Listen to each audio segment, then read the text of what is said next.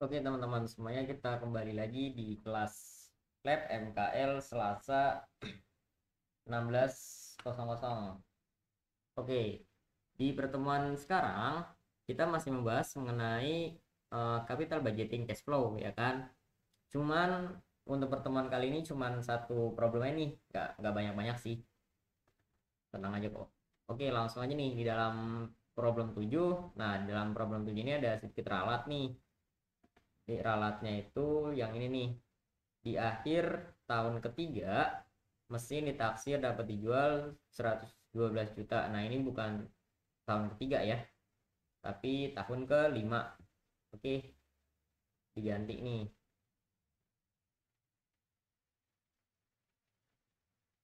menjadi tahun kelima ya.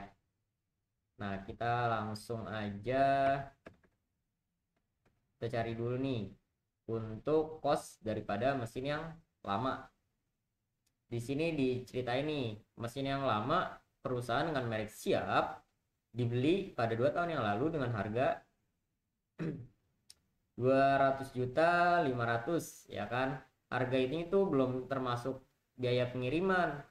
Biaya pengiriman itu 5 juta 250 ribu. Biaya asuransinya 15 juta 750 ribu. Sama mesin sekarang itu dapat dijual 105 juta.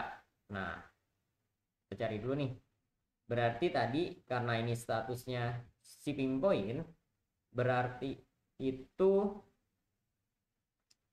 eh, kita sebagai pembeli yang bertanggung jawab untuk menanggung semua biaya-biayanya kayak gitu. Makanya ini ditambah 252 juta ditambah biaya pengiriman sebesar 5 juta 250 ribu, terus biaya asuransinya sebesar 15 juta 750 ribu. Makanya ditambah-tambah semua, hasilnya adalah 200 juta 273 juta.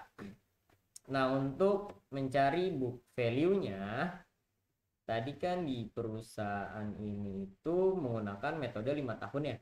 Nah, 5 tahun, sedangkan ini udah dijual, udah dibeli 2 tahun lalu nih yang lamanya. Lamanya udah dibeli 2 tahun yang lalu nih. Nah, berarti ini kan udah kepake nih MACRS 2 tahun ya kan. Masih ada sisa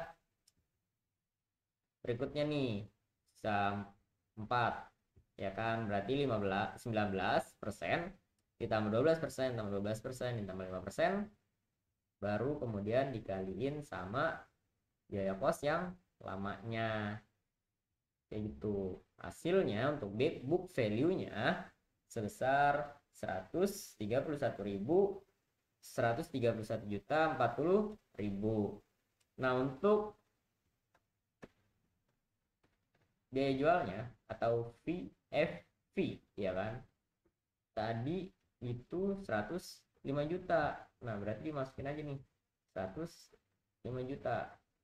Nah, ini bisa kita lihat nih, kalau harga bukunya itu sebetulnya 131 juta 40 ribu, kita ngejualnya itu cuman 105 juta nih.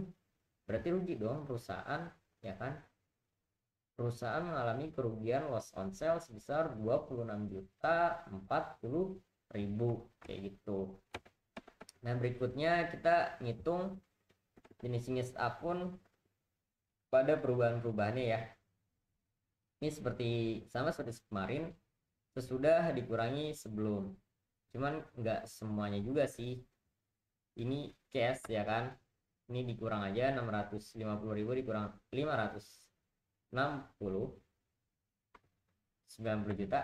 Nah, ini juga sama untuk accounts receivable dikurang sebelum, sesudah dikurang sebelum. Ini inventory sama sesudah dikurang sebelum. Accrued expense sesudah dikurang sebelum. Notes receivable short term sesudah dikurang sebelum short term. Jadi yang long term ini nggak usah, cukup yang short term aja kayak gitu ya. Nah, kita lanjut nih, kita hitung initial investment ya. Nah, masih sama kayak kemarin, semuanya hampir sama kayak kemarin, cuman bedanya tadi FOB 3 point sama FOB destination point, itu aja. Oke, nah di sini untuk cost of new set ya kan, cost of new set tadi udah dihitung.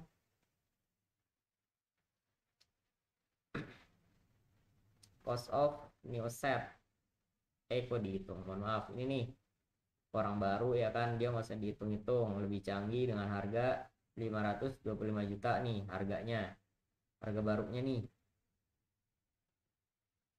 dimasukin. Terus untuk asuransinya, dia ada asuransinya sebesar biaya asuransi selama perjalanan, biaya pengiriman FOB destination point sebesar 28 juta ya kan, dengan perbandingan asuransi dalam perjalanan dan biaya pengiriman 4:5 nih, 4:5 di akhir tahun ketiga, cuman tadi diganti jadi tahun kelima ya. Nah ini langsung aja, berarti kan tadi 4:5 ya,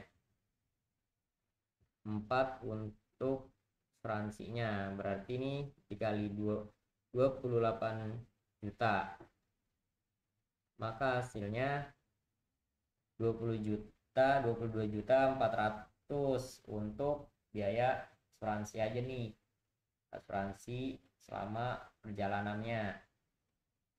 Nah oke, langsung kemudian kita nyari proset daripada penjualan dari aset yang lama. Tadi kan aset yang lama bisa dijual nih sebesar 105 juta ya kan, berarti ini bisa dijual 105 juta. Nah kemudian ini ada pajak nih, pajaknya sebesar 25%, jadi 6.510.000. Nah pada perubahan pada net working capital yang kita hitung, perubahan current asset sama current liabilities. Oh iya, ini kita hitung dulu ya hasilnya, ini juga hitung dulu. Nah jadi deh, untuk perubahannya ini nih,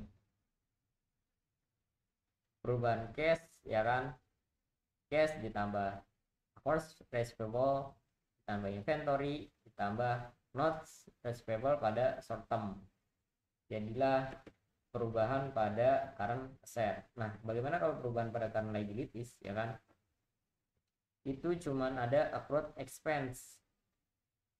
Nah karena dia statusnya sebagai pengurang, maka dia menjadi minus, jadi minusnya 97.400.000. nah ini dihasilin, maka hasilnya 47 juta 190.000. Nah berikutnya kita nyari operating cash flow. Kita cari nih pada mesin produk lama,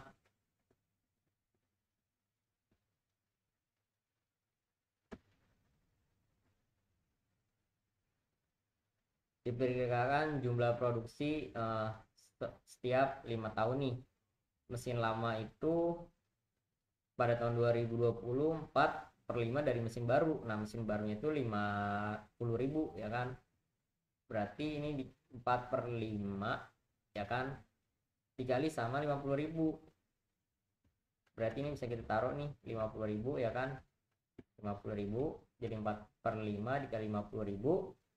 Kemudian untuk tahun 2021 sebesar 112% dari tahun 2020, berarti 120 dikali 40.000 hasilnya 44.800.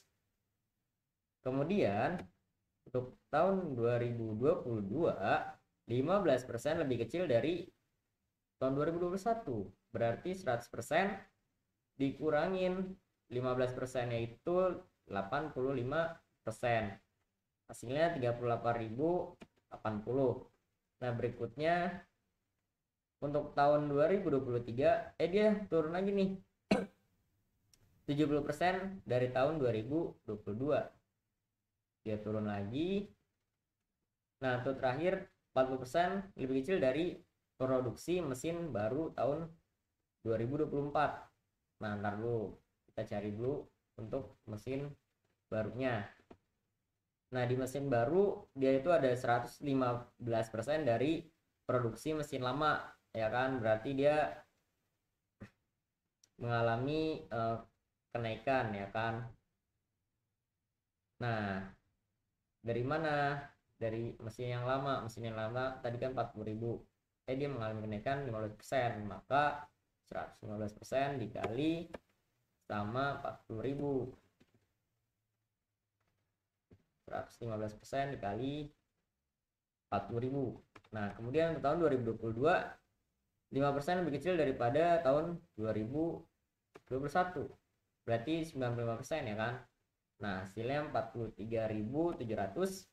Berikutnya dia itu pada tahun 2023 mesin barunya memproduksi 98% dari tahun 2022.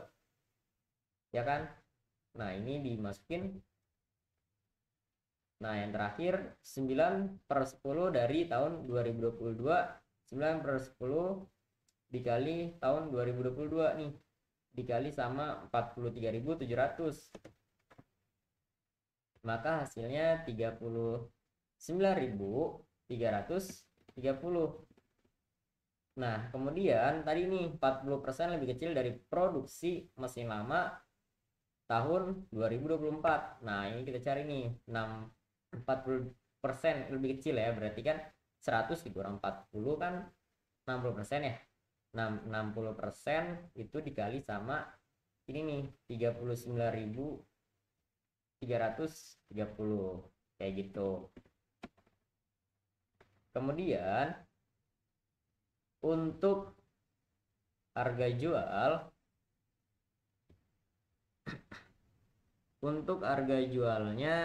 harga jual pakaian 30.000 pieces pada tahun 2020.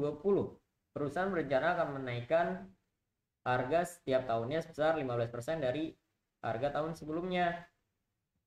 Nah, harga tahun sebelumnya ini 30.000, mohon maaf. Terus dia mengalami kenaikan 15%. Maka 115% kan 100 ditambah 15% ya. Berarti kan mengalami kenaikan 15%. Jadinya 115% ditambah dikali sama 30.000. Ini sama ditambah 115% dikali 34.500. Ini juga dikali 115% dikali 39.675. Ini 115% dikali 45.627, maka hasilnya 52.407 nih untuk tahun 2024. Wih, naiknya besar ya kalau 15% tahunnya. Nah, kemudian kita balik lagi nih soal.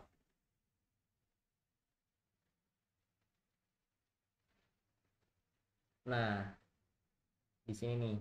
Dan tarif pajak yang berlaku 25%.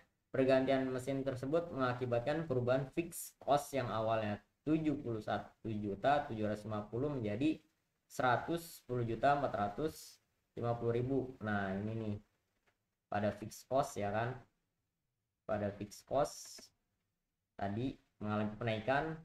Nah, pada variable costnya itu dari awalnya 45% turun deh jadi 36%. Jadi awalnya itu 45% dari sales ya kan, dia mengalami penurunan 36% dari salesnya. Oke, nah maka kita hitung nih,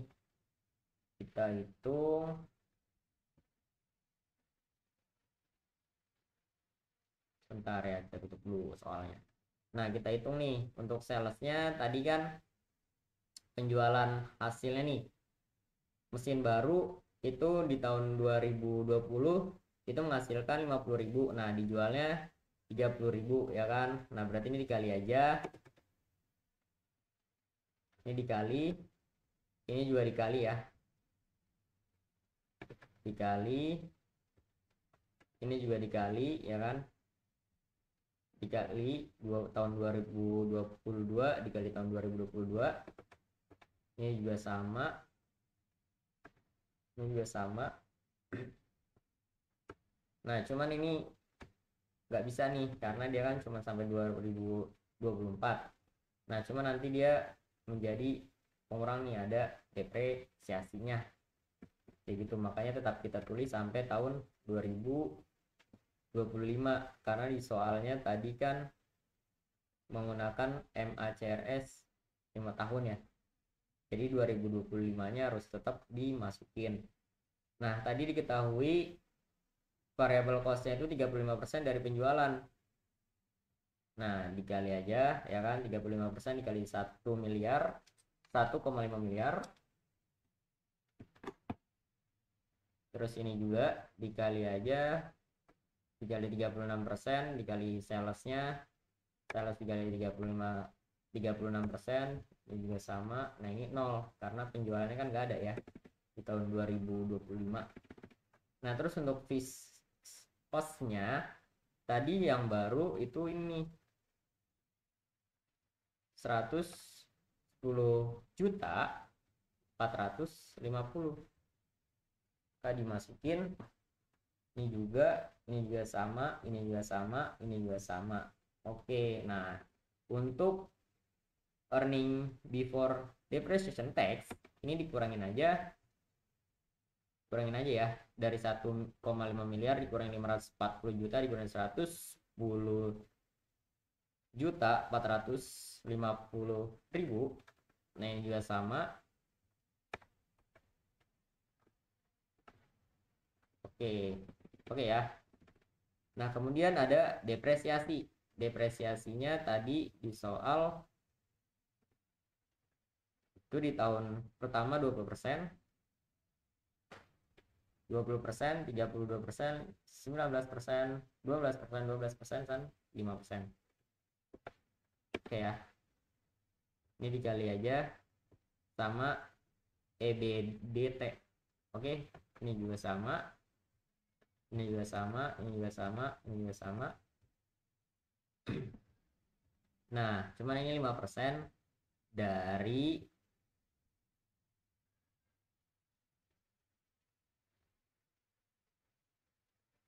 dari hasil instalasinya ini teman-teman, makanya dia harus dikurang dari sini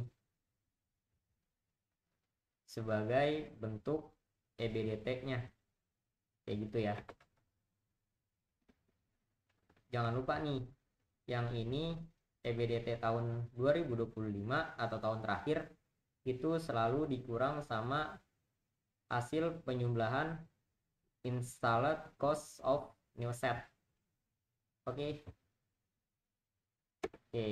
Nah terus dihasilin aja ini earning before tax ya kan, ini juga ini sama semua. Nah terus ada pajak yang tadi pajaknya 25% ya. Nah 25% dikali EBT ya kan, terus pajak sebagai pengurang nih, jangan lupa sebagai pengurang EAT earning before tax. Cuman tadi kan depresiasi itu selalu mengurangi pajak, cuman dia akan menambah daripada cash flow nantinya kayak gitu. Nah untuk earnings after tax-nya itu dihasilin semuanya dihasilin ya. Jadi nah untuk depresiasinya ini dipindahin aja nih dari yang ini kan minus nih, cuman di sini dia nggak minus karena dia hasil akhir akan menambah cash flow tapi dia mengurangi daripada pajak kayak gitu ya. Maka sama semua dan hasilnya dihasilin aja. Ini 550 juta 52.500 ditambah sama 109 juta 480. Nah ini juga sama. Oke, maka ini adalah aset yang baru dia memiliki nilai akhir 6 juta, nilai operating cash flow-nya 6.842.500. Nah, untuk berikutnya kita masih sama nih, untuk penjualannya yang lama nih. Kita lihat dulu ya. Nah, tadi hasil produksi yang lama, mesin lama itu 40.000, harga jualnya 30.000 ya. Ini langsung dimasukin.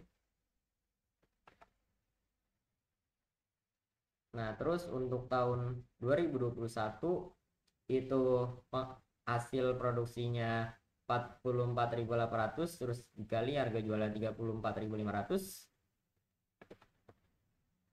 Ini dikali, ini juga sama ya.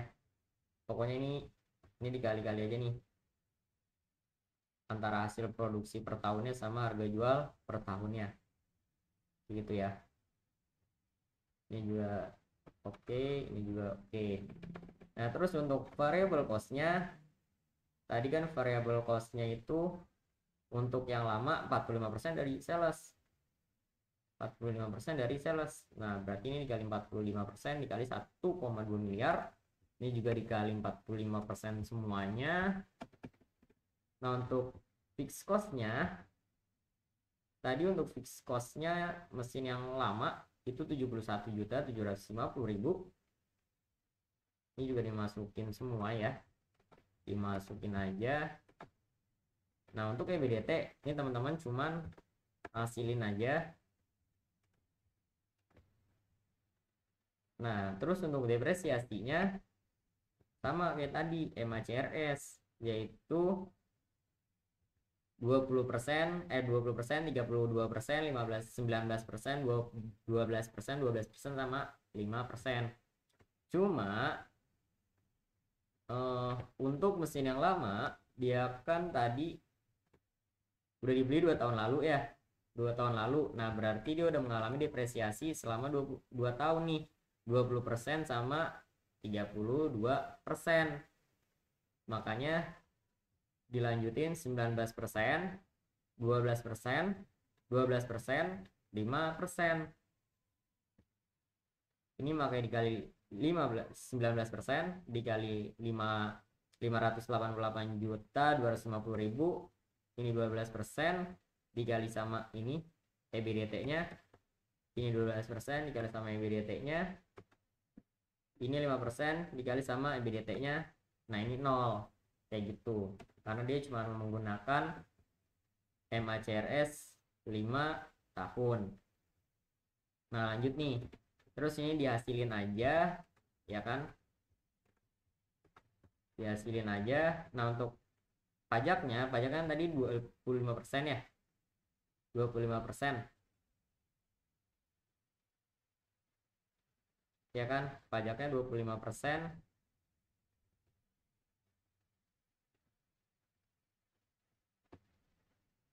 Ini tarif pajak yang berlaku 25%, ya kan? Maka ini EBT earnings before tax itu dikali sama pajaknya 25%.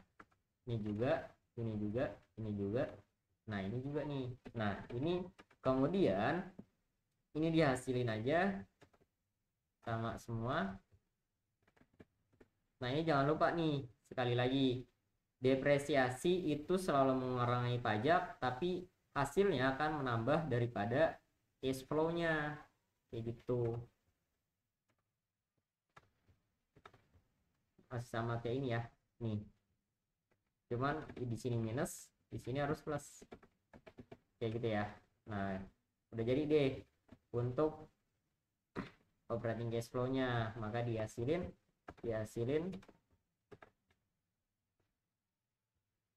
jadi deh untuk operating cash flow-nya. Nah, kita sekarang mencari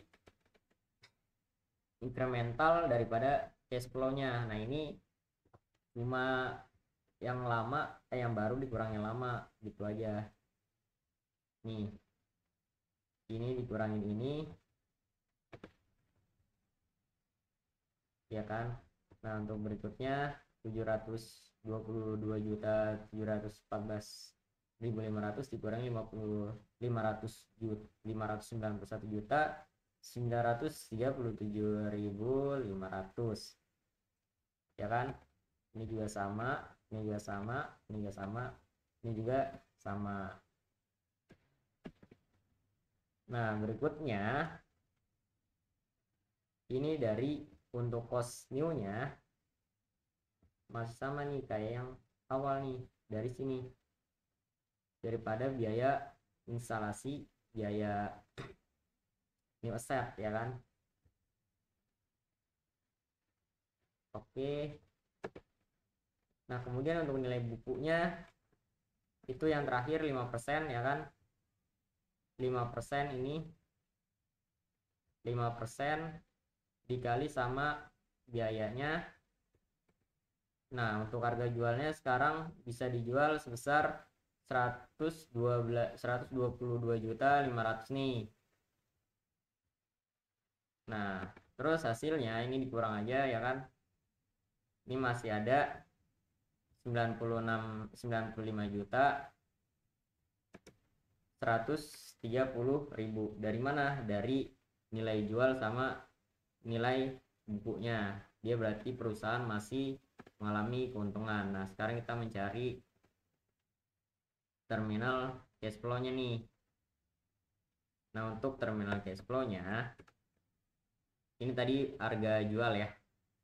Harga jualnya 122.500.000. Terus untuk pajaknya sebesar 25% dikali daripada gain on sale. Nah, dia selalu mengurangi, ingat. Terus kemudian perubahannya masih sama ya, masih sama kayak yang atas. Ini perubahannya 108.700.000. Terus untuk perubahan daripada current liabilities-nya itu masih sama, 97.400.000.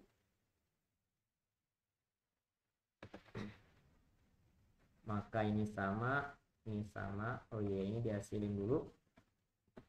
Nah, ini dihasilin.